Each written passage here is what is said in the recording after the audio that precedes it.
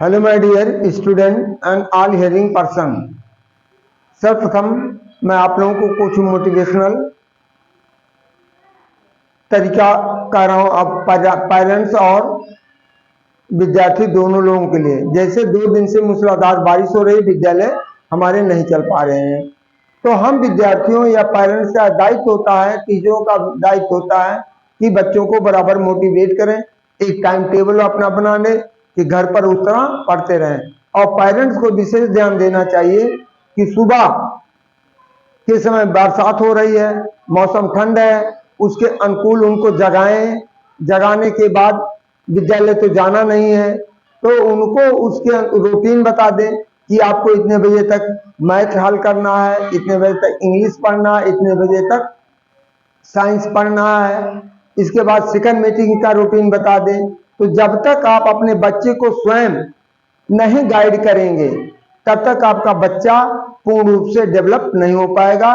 केवल विद्यालय ही भरोसे आपका बच्चा कुछ नहीं कर सकता। जैसे अब 3-4 दिन से विद्यालय बंद हो रहा है, लगातार शुक्रवार को बंद हुआ, 27, 28, 29, 3 दिन लगातार विद्यालय बंद हो रहे हैं। तो 3 दिन की पढ़ाई में यदि आप अपने बच्चे को प्रति वफादारी नहीं दिखाते हैं, तो आपका बच्चा 3 दिन में उसके लिए एक नया पाठ्यक्रम फिर से शुरू करना पड़ेगा।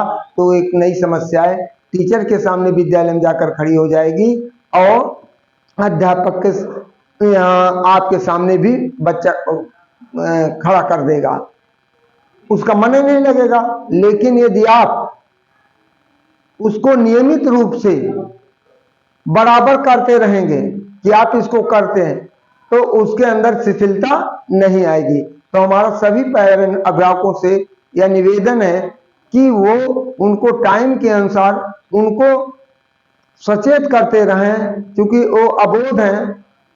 और ज्यादातर हाई स्कूल इंटरमीडिएट के बच्चों के तो विशेष ध्यान देना चाहिए। वो स्वयं जागरूक होते हैं, उनको किसी कहने की जरूरत नहीं है।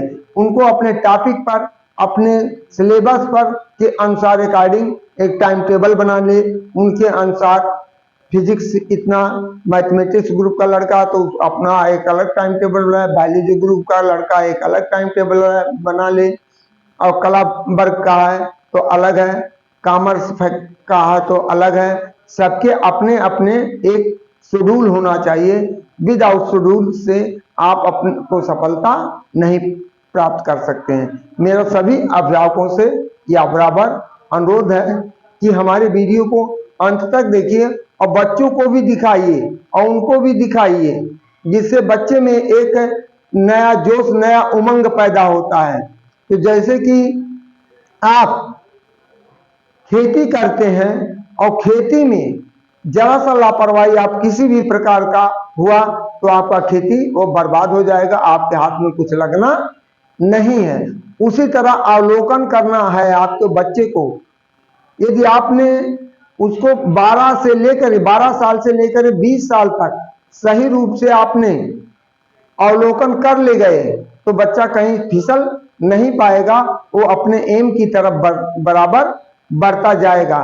क्योंकि यह बहुत ही खतरनाक उम्र होती है, 12 ईयर से लेकर के 20 ईयर तक। यह आपका चरम सीमा इशारा ही काफी है, उससे ज्यादा और कुछ कहें, चाहे लड़की हो चाहे लड़का। हर माई बाप का ये दायित्व होता है, उसके प्रति पूरा सचेत रहें और देखें वो बच्चा रात में सोते समय क्या कर रहा है, कहीं मोबाइल तो नहीं देख रहा है। यदि उसके हाथ में मोबाइल है, कहीं मोबाइल पे कहीं उल्टी सीधी चीजें तो नहीं देख रहा, कहीं या मोबाइल। कुछ लड़कों का तो हमने ऐसा देखा है, हमने अपने जीवन में बहुत से लड़कों को ऐसे सुधारा है कि कुछ लड़के माँ बाप को देखते हैं कि माँ बाप सो गए, जो हाई स्कूल इंटर के छात्र हो चुके हैं, वो अपना देखते हैं कि इधर माँ बाप सोए नहीं, कहीं कहीं से अपना उनका अपना एक सेटलमेंट रहता है, मोबाइल ऑन किए, इसके बाद घर बिस्तर छोड़कर चल दिए। आए कब पता नहीं, ना माँ बाप को पता है। तो इसलिए हर माँ बाप का दायित्व होता है कि उनको रात में 2-1 बार उनके बिस्तर का अवलोकन कर लिया करें, जिससे उनको जानकारी, बच्चे के अंदर भी यह भय बना रहा है, और स्वयं उसको सचेत कर दें कि बेटा देखो मैं तुम्हारा निरीक्षण करता हूं, तुम मोबाइल में क्या करते हो क्या नहीं करते हो। रात को कतई मोबाइल देने का तो प्रयास ही मत करिए। नहीं तो वो बच्चा आपके हाथ से निकल जाएगा। तो एक दिन आएगा कि आपके रोने के अलावा आपके पास कुछ विकल्प नहीं बचेगा। जब वो आपका चूंकि धीरे धीरे बच्चे जब बढ़ते हैं, जब बच्चा 12, 13, 14, 16, 17 साल का हो जाता है, तो अपने बच्चे को या अपने माता पिता को मोस्टली बच्चे भार समझते हैं कि हमारे अंशुल ये कार्य करने नहीं देते हैं, तो उनको बड़ा अटपटा लगता है। लेकिन आप शुरू से लेकर के उनको नियंत्रण में चलते हैं तो ऐसी समस्याएं नहीं आएंगी आपके सामने। क्योंकि हमने बहुत से बच्चों को देखा है, हाई स्कूल के लड़कों को देखा है, इंटरमीडिएट के लड़कों को देखा है और समझाया है। कई लड़कों को मोटिवेशन करके इस तरह सुधारा भी है कि वो घर लगते थे कि जैसे माँ बाप सो जाते थे, अपना बिस्तर चादर फैला करके और 9, 2, 11 हो जाते थे। पता लगा कब आए कब नहीं आए, सुबह 3 बजे आए, 4 बजे आए, उसका उन्हें परवाह नहीं है। माँ बाप के जगने से पहले वो बिस्तर पर आकर सो रहे, खर्राटा मार रहे हैं। उनको नहीं कि बेटा कितनी रात तक जगे हो, या आपने क्या पढ़ा है, क्या पढ़ाया गया है, या आपने पढ़ा है तो क्या पढ़ा है। यदि आप जो पढ़े हैं हमको सुना दीजिए। यदि आप सक्षम है, नहीं सक्षम है, तो किसी के द्वारा आप उनसे करवाइए कि चलिए फला के पास हम आपका सुनते हैं, तो आप सुनवाइए उनके सामने। यदि आप इतना एक्टिव रहेंगे तो आपका बच्चा कभी जीवन में असफल नहीं होगा। ये मेरा चैलेंज है, मेरा अपना एक्सपीरियंस कहता है। तो इसी के साथ हमारा आज का वीडियो है future perfect tense assertive sentence. तो हमने बताया इसके वाक्य के अंत में लिया होगा, दिया होगा, किया होगा, खाया होगा, पढ़ा होगा, चुका होगा, दिए के साथ है शब्द आता है, गागी के साथ है भी आता है। और कार्य आप पहचान है हिंदी वाक्य में। इस तो आज तो इनका चूंकि अभाव है इसलिए हम आपको पूरा नहीं दे पाए फ्यूचर परफेक्ट टेंस में। कल हम आपको फ्यूचर परफेक्ट का हम आपको ओरल इसे बता दे रहे हैं। तो इसका होता है फ्यूचर परफेक्ट टेंस का इस काल के वाक्यों के अंत में चुका है, चुके हैं, चुके होंगे, रहे होंगे, किए होंगे आदि शब्द आते हैं। आया हूंगा, गया हूंगा, किया हूंगा या किया होगा। और कार्य फ्यूचर समय में, आने वाले समय में कार्य होगा, उसका निश्चितता नहीं होती है, कब होगा यह भी निश्चितता नहीं होती है। तो इसके हैं